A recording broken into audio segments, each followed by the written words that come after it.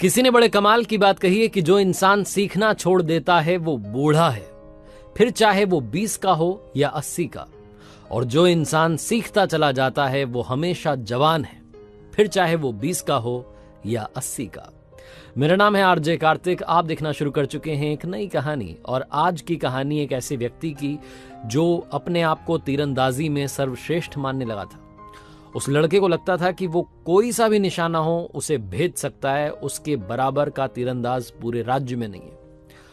हालांकि लोग उससे कहते थे कि आपसे भी अच्छा एक तीरंदाज है, और हमेशा उसे एग्जाम्पल देते थे कि हमारे राज्य के जो सेनापति थे, जो अब रिटायर हो चुके हैं, संन्यास ले चुके हैं, जंगलों में रहते हैं, वो तुमसे अच्छे तीरंदाज हैं। लेकिन वो हमेशा उनको इग्नोर मारता था। वो जहां कहीं भी जाता था लोगों को बुलाता था कि आ जाओ मेरे साथ में कंपटीशन करो, और वो मतलब होता है ना बुलजाई, लगातार बुलजाई मारता था।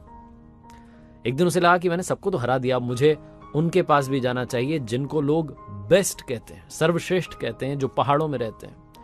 कठिन रास्ता था, उसे पार करके पहुंचा ऊपर पहाड़ पर। झोपड़ी बना करके वो सेनापति रह रहे थे। एक वक्त में महान सेनापति थे, लेकिन अब उन्होंने रिटायरमेंट ले लिया था, संन्यास ले चुके थे, सन्यासी बन गए थे, अपनी जिंदगी के आखिरी पड़ाव पे थे। ये लड़का वहां पहुंचा और जाकर के उनको प्रणाम किया और कहने लगा कि मैंने सुना है कि आप हमारे राज्य के महान सेनापति हैं। मैंने तो आपके वो युद्ध वगैरह देखे नहीं है, लेकिन आपके बारे में सुना काफी है, और आज मैं यहां आपको चुनौती देने के लिए आया हूं, चैलेंज देने के लिए आया हूं। आपको पता है मैंने तीरंदाजी सीख ली है, मैं ऐसे ऐसे निशानों को भेद देता हूं जिनके बारे में कोई सोच नहीं सकता। आओ मैं आपको अपनी कला का प्रदर्शन करके दिखाता हूं। उसने जो निशाना था वो साध के दिखाया, बुलजाई मारी। उसके बाद में जो दूसरा तीर छोड़ा वो उस पहले वाली तीर को भेदता हुआ निकल गया। वो जो सेनापति थे, जो सन्यासी बन चुके थे, मंद मंद मुस्कुरा रहे थे। उन्होंने कहा ठीक है, बहुत अच्छा कर रहे हो। अच्छा एक काम करते हैं, तुम यहां चुनौती लेकर के आओ, मैं तुम्हें एक और चुनौती देता हूं और उससे मालूम चलेगा कि कौन सबसे अच्छा है। लड़का और कॉन्फिडेंट था, उसने कहा ठीक है सर, आ जाइए, बताइए कहां चल रहा है। तो उन बाबा के पीछे वो चलने लगा। वो सेनापति जो सन्यासी बन चुके थे, पहाड़ के एकदम कोने पर पहुंच गए। दो पहाड़ों के बीच में खाई थी, उस जगह पर वो पहुंच चुके थे। उस लड़के को लगा कि पता नहीं क्या करवाने वाले हैं। थोड़ा ध्यान से उसने देखा तो उन दो पहाड़ों के बीच में खाई में एक छोटा सा टूटा फूटा सा पुल था। किसी ने ऐसे ही लकड़ी का काम चलाओ पुल बना दिया था। वो जो सन्यासी थे, वो बाबा जो एक वक्त में सेनापति थे, धीरे धीरे चलने लगे और बीच में जाके खड़े हो गए। ये दूर से देख करके डर गया कि क्या करवा रहे हैं। उन्होंने कहा अरे आ जाओ, डरो मत। जैसे तैसे धीरे धीरे वहां तक ये पहुंचा। उसके बाद उन्होंने कहा कि यहां होगी वो असली परीक्षा। उन्होंने अपना धनुष लिया, तीर छोड़ा और जाकर के तीर सीधा सामने एक पहाड़ के तने पर जाकर के लगा।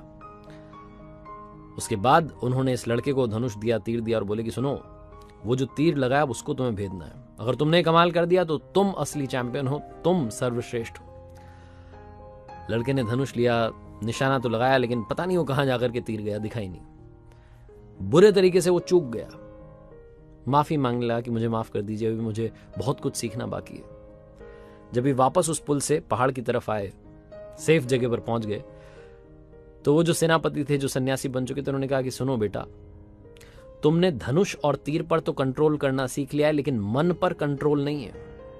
जिस दिन मन पर कंट्रोल करना सीख लोगे, उस दिन चाहे जैसी सिचुएशन हो, तुम्हारा निशाना चूकेगा नहीं। और एक बात ध्यान रखना, जिंदगी में याद रखना, सीखते चलना। सीखते रहोगे तो जवान रहोगे, सीखना बंद कर दोगे तो बूढ़े बन जाओगे। छोटी सी कहानी हम सब के लिए एक बहुत बड़ा मैसेज देती है, बहुत बड़ी बात सिखाती है कि जिंदगी में कई बार हम सोचते हैं कि अब तो मैंने पा लिया ना जो पाना था। हम सीखना छोड़ देते हैं और जहां थे वहीं अटक के रह जाते हैं। अगर आप लाख रुपया कमा रहे हैं तो लाख रुपए पे अटक के रह जाते हैं, 10,000 कमा रहे हैं तो 10,000 पे अटक के रह जाते हैं, 50,000 कमा रहे हैं 50,000 पे अटक के रह जाते हैं। क्या आप वहां तक पहुंच सकते हैं? जहां तक कोई नहीं पहुंचा उसके बारे में सोचना बंद कर देते हैं, क्योंकि हमें लगता है कि हमें सब कुछ आ गया। तो ये सब कुछ आ गया, ये सोचना बंद कीजिए और सीखते चलिए, क्योंकि सीखने की कोई उम्र नहीं होती, सीखने की कोई सीमा नहीं होती। एक बार फिर से कहूंगा, ऊपर वाले के आशीर्वाद के साथ, अपनी सच्ची मेहनत के साथ और अपनों के प्यार के साथ कर दिखाओ कुछ ऐसा कि दुनिया करना चाहे आपके जैसा। याद रखिए, हर सोमवार सुबह 9:30 बजे मेरे साथ देखिए मेरे सोशल मीडिया हैंडल्स पर एक नई कहानी।